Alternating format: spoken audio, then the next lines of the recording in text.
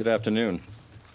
I've just briefed President Clinton on the series of errors that led to the unintentional attack against the Chinese embassy in Belgrade. I'd like to bring you up to date on our review, the steps that we're taking to prevent such mistakes in the future, and on our plans to continue strikes against Yugoslavia until NATO's conditions for stopping the Serb killing in Kosovo are fully met. Before starting, I'd like to stress again that NATO and the United States deeply regret this incident, this accident, and the loss of life that it has caused. President Clinton has apologized to President John and to the Chinese people. As my statement will make clear, NATO had no intention of hitting the Chinese embassy.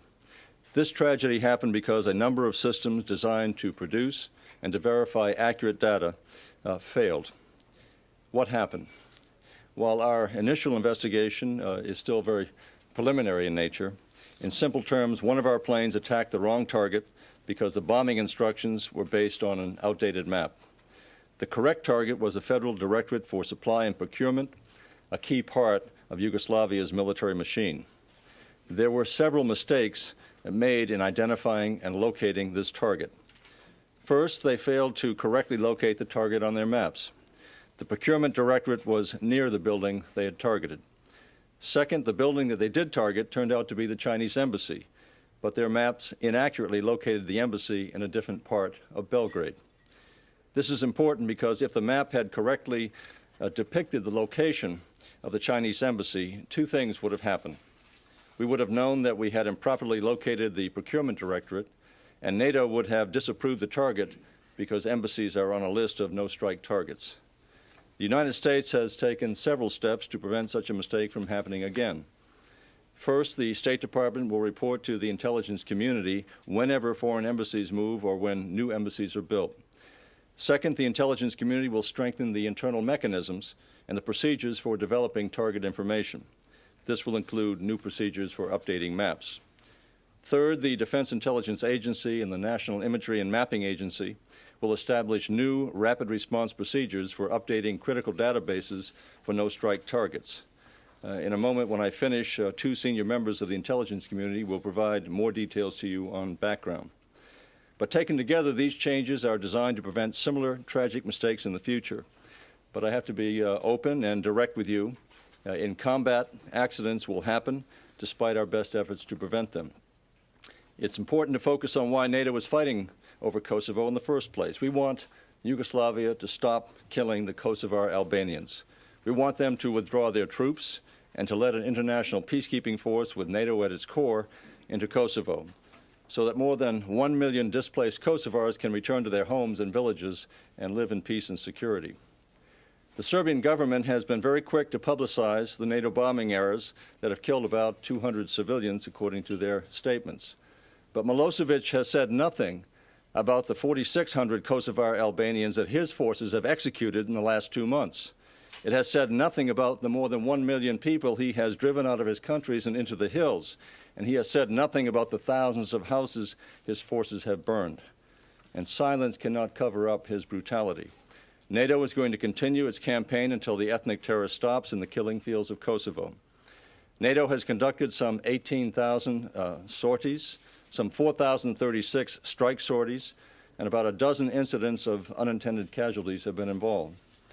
We've damaged and we've disrupted key strategic targets, such as command, control, and integrated air defenses, and in recent weeks, NATO has also eliminated more than 1/3 of Yugoslav's army artillery, armored personnel carriers, and other forces deployed in Kosovo. We are currently moving more planes into the region to intensify our attacks, which will continue until NATO's goals are met. And with that, let me take your question, Charlie.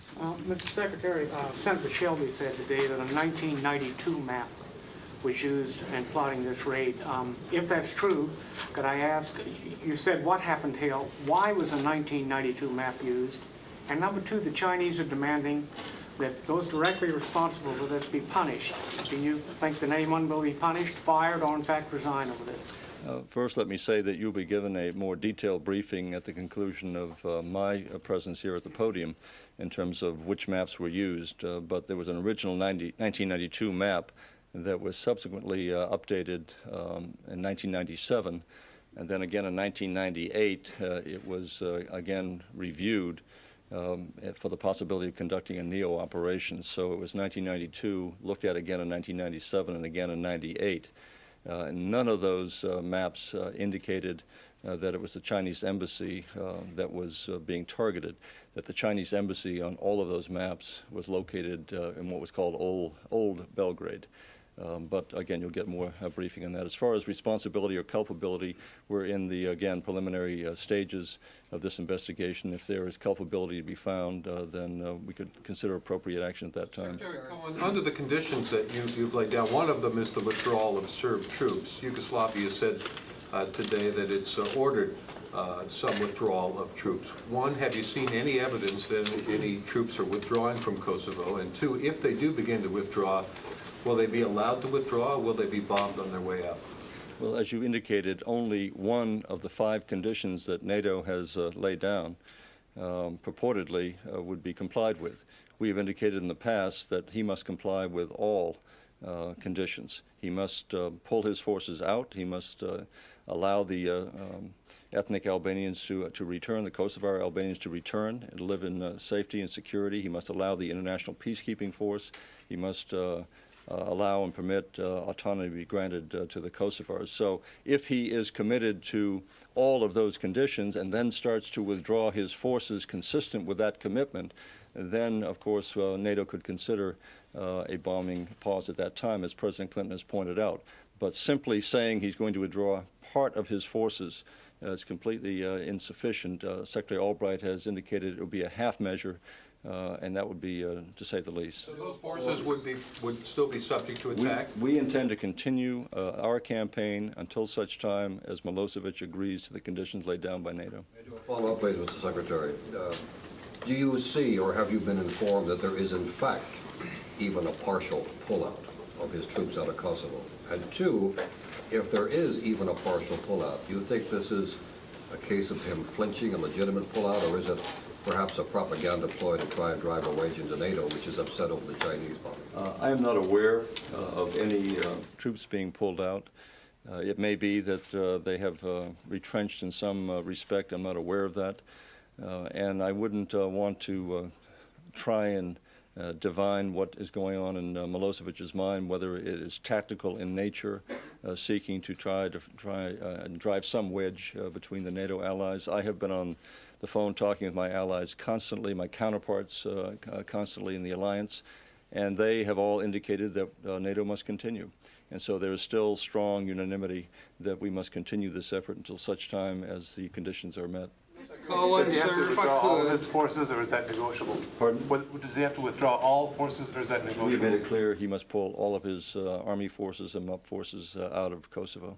In apologizing, does the President of the United States and other officials of the United States, and do you, sir, also express regret, contrition, a sorrow for, as well as an apology? And second part of the question is, whose planes actually did the damage?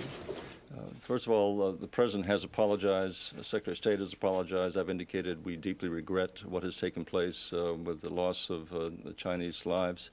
We hope that they will understand that this was, in fact, accidental. It was not intentionally targeted as a Chinese embassy.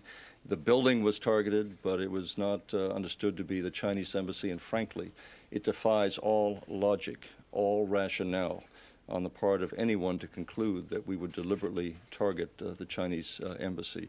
We have tried very vigorously to promote better U.S.-Chinese relationship. I have indicated to the chairman of the Foreign Relations Committee and others that I intended to continue our military-to-military contacts, that I had intended to travel to China in the near future and had to cancel my trip recently because of what was going on in Kosovo. So it runs contrary and against the grain of everything that we've been trying to promote in terms of better relations with China for us to have deliberately targeted the Chinese embassy. And I understand that there is anger. I understand that the Chinese feel that this sense of frustration and rage right now, but I would hope that cooler heads would prevail because we have much larger interests and long-term interests with the Chinese people and the Chinese government. And hopefully we can help mollify those feelings of rage and anger and then restore a sense of calm and and cordiality in our relations. Can you say who did it? Pardon? Can you say who was responsible? I believe it was an American plane. Secretary, quite apart from the Chinese demanding punishment of those who might have been responsible, isn't it in the interests of the U.S. government that if any members of the executive branch made mistakes that led to this, that there be some kind of publicly known punishment so that this kind of thing doesn't happen again? I think we have to wait for the outcome of the investigation to find out why this was not included, why the embassy was not properly identified, and then we will take whatever measures are necessary at that point. Mr. Secretary, could you expand a little bit on your answer that NATO could consider a bombing pause? Does that mean that you want to see completion of all 5 conditions, or simply a promise from Milosevic? At what point do you consider a bombing pause? I was trying to reiterate what President Clinton has already stated, that he could envision some circumstances under which there could be a pause. Those circumstances would require Milosevic to have to agree to the conditions that NATO has set forth, the 5 key principles. If he were to agree and say he would abide by them and then take demonstrable evidence to comply with them, then there could be a halt in the bombing as such, so that we would not target the soldiers who were in fact retreating and going out of Kosovo. Those are the only conditions under which you could have a halt to the bombing or a pause under those conditions. But absent an agreement on his part with demonstrable evidence that the forces were being pulled out and that the Kosovar Albanians were allowed to go back in, and that there would be an agreement that there would be an international peacekeeping force with NATO at its core. Absent any of that, then the bombing will continue. Has there been any pause in bombing Belgrade Some itself? sort of agreement. I'm sorry?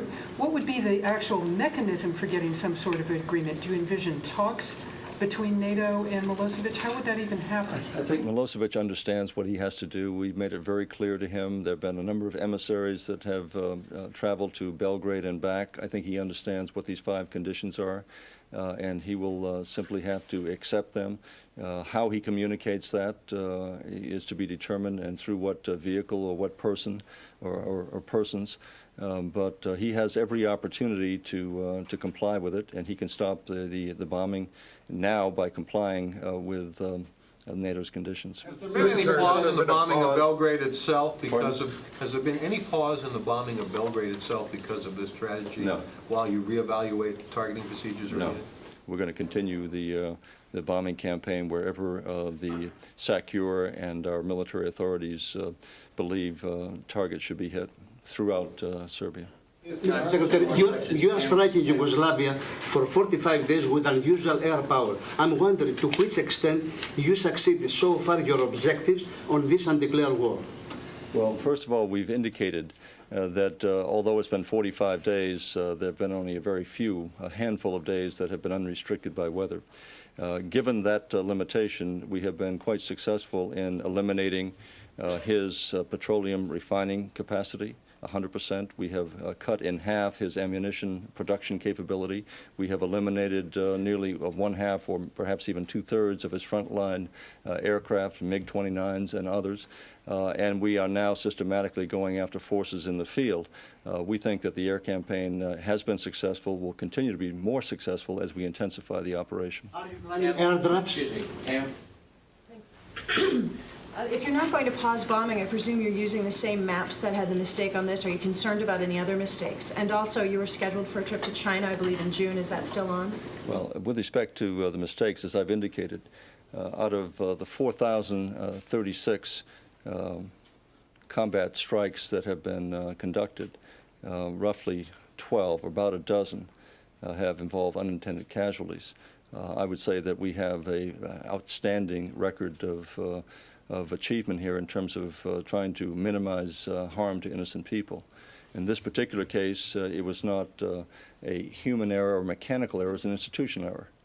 And that's what we have to make sure that we can correct in the future to the best that we can. And once again, I would point out that because we are engaged in combat, that errors are likely to take place in the future, but I think given the record that we've established, we have brought them to a very substantial minimum and in terms of the overall campaign. As far as my travel plans, they remain open. Much will depend upon whether the Chinese government wishes to have me travel there. I've been there many times before.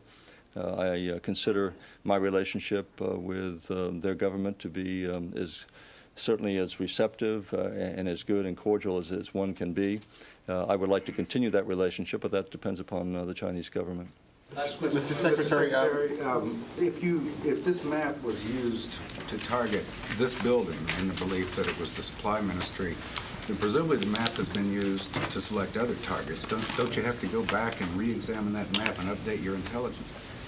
They are looking at, they're reviewing the maps, but they are satisfied, given the rate of accuracy that we've had during the past 45 days, that the record has been pretty outstanding. So if you have only 12 incidents where you've had unintended casualties from either malfunction or misfire or errant missile, in this case, the wrong building, they still are very highly confident of the imagery that they have and the maps that they have. Excuse me, do you think that this is directly, did this directly come from deep cuts in the intelligence budget?